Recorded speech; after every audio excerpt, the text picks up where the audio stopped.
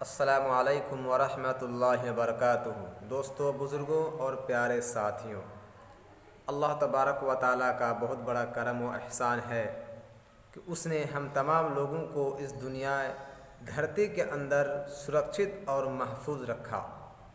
आज मैं ख़ासकर मौलाना साद साहब और जमातियों के बारे में जो गलत सलत बात जो कहा करता था, जो नेता, जो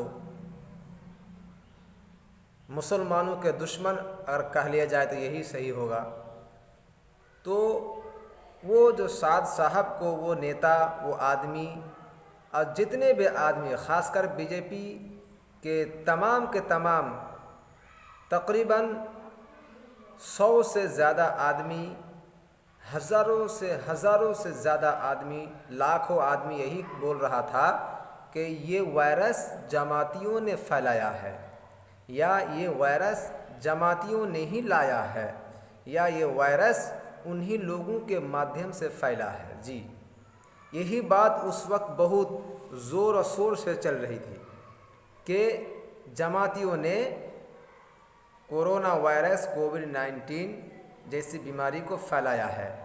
वो आदमी, उसकी पूरी की पूरी परिवार के सदस्य तमाम के तमाम कोरोना वायरस से पीड़ित और कई लोगों की जान भी चली गई।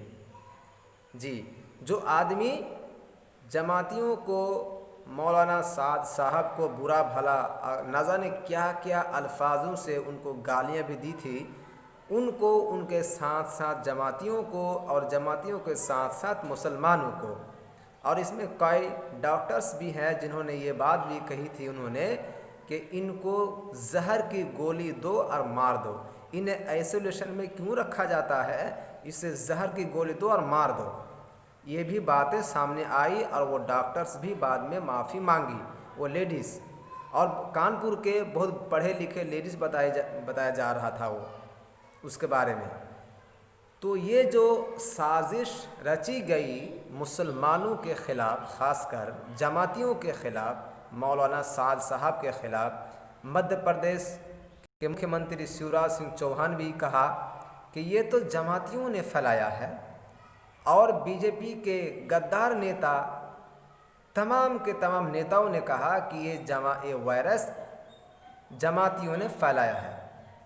अल्हम्दुलिल्लाह, आप भी अल्हम्दुलिल्लाह कहिए उन तमाम के तमाम लोगों ने, जिन जिन लोगों ने जमातियों को बुरा भला कहा, उनके घर में वायरस जैसी भयानक बीमारी घुसकर उनकी जान भी ले ली है, और कुछ की जान अभी दुनिया में है, अस्पताल में है।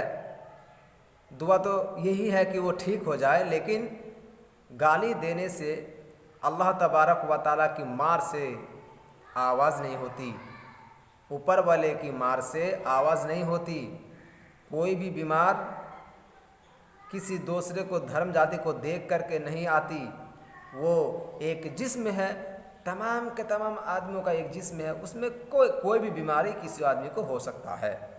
कोई भी बीमारी, कोई भी मुसीबतें किसी पर भी आ सकती है, और कोई भी आदमी उससे परेशान हो सकता है। लेकिन इन लोगों ने बीमारी को बीमारी का नाम ना देकर जमातियों को नाम दिया था। बीमारियों को, वायरस को वायरस का नाम ना दे करके इन कमबख्त लोगों ने क्या किया था, जमातियों के नाम सुपुर्द कर दिया था कि यही लोगों ने फैलाया है। और जब ट्रंप हिंदुस्तान के दौरे में आया था, इनकी आंखों में तब पर्दा पड़ गया था। जब ये चाइना से जब ये बीमारी फैली, अब ये बीमारी वहीं से फैली भी है, तब इनके चेहरों पर, इनकी आंखों पर पर्दा पड़ गया था। इन लोगों के यही बात ये लोग कह रहा था कि जमातियों ने फैलाया है। अल्हम्दुलिल्लाह, बाद में ये बात सामने आई कि किसी भी जमातियों पर पॉजिटिव नहीं है। वो एक साजिश रचकर उन लोगों का नाम ज़्यादा से ज़्यादा बढ़ा कर बोल रहा था। कई दिन तो ऐसा लग रहा था कि अब हिंदुस्तान में रहने का मौका मिलेगा ही नहीं, ऐसा लग रहा था। जैसा लग रहा था कि अब हिंदुस्तान में रहने के मुसलमानों का हक है ही नहीं है, जिस तरह ये लोग चिल्ला और चीखता रहा। अल्लाह अकबर। अल्लाह तबारक व तआला ने अब तक तो उसका पॉजिटिव नहीं आया मौलाना साद साहब का, और रिपोर्ट के मुताबिक किसी भी जमातियों का नाम उस पॉजिटिव नहीं आया, अल्हम्दुलिल्लाह। इसीलिए तमाम लोगों को ये अपने दिल में बैठा लेना चाहिए कि नहीं, ये बीमारी बीमारी है, ये किसी को भी हो सकता है, किसी पर भी ये बीमारी अपने धावा बोल सकता है, किसी इंसान पर भी ये बीमारी जा सकता है। इसलिए हम तमाम लोगों को ये अपने दिल में बैठा लेना चाहिए कि किसी धर्म जाति को देख कर नहीं आता, बीमारी बस एक बीमारी ही है, उससे बचना तमाम लोगों का ज़रूरी है।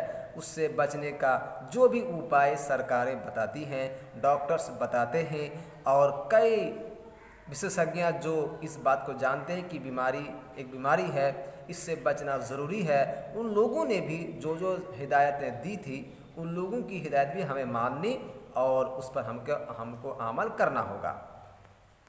आज बाबरी मस्जिद में इतने सारे आदमी जमा हुए, अब इनका नाम, अब इनके हाथों से, इनके पैर से, इसकी सांस से बीमारी नहीं फैली। रंजन गोगोई जिन्होंने बाबरी मस्जिद के नाम को बदलकर मंदिर के में उसका फैसला सुनाया, वो भी पॉजिटिव है वायरस से। अमित शाह, गृह मंत्री अमित शाह जी, वो भी वायरस से पीड़ित हैं। और गद्दार नेता, बड़े बड़े नेता जो ये बात चीखता चिल्लाता था कि जमातियों ने, अब लो तुम पर टूट पड़ा है। दुआ तो यही है कि तुम ठीक हो जाओ, लेकिन अल्लाह ताला ज़्यादा इंसाफ करने वाला है, अब तुम बचो, इससे कैसे बचते हो। और देखो, तुम सरकारी आदमी हो, सरकार हो, तुम सरकारी अस्पताल में तुम खुद को भर्ती न कराया, और तुम खुद बोलते हो कि हमने सरकारी जितने भी काम काज है मैंने मुकम्मल कर दिया। अरे झूठ बोलना बंद करो आप, और देश की हालत को अच्छा करने की कोशिश करो, और एक दूसरे में जहर फैलाने की बात मत करो। एक दूसरे में भाईचारगी, एक दूसरे में दोस्ती, यार मोहब्बत के साथ रहने की सलाह खुद भी लो और दूसरों को भी दो। अगर थू ऊपर फेंकोगे तो सर पर गिरेगा या अपने बदन पर ही गिरेगा। ये बात आप ज़रा ध्यान से सुन लीजिए। थूक अगर ऊपर में फेंका जाए तो अपने बदन में भी उसका छींटा आएगा, और अगर साइड में अगर थू फेंका जाए तो साइड में मिट्टी पे गिरेगा। ये बात सच है नहीं?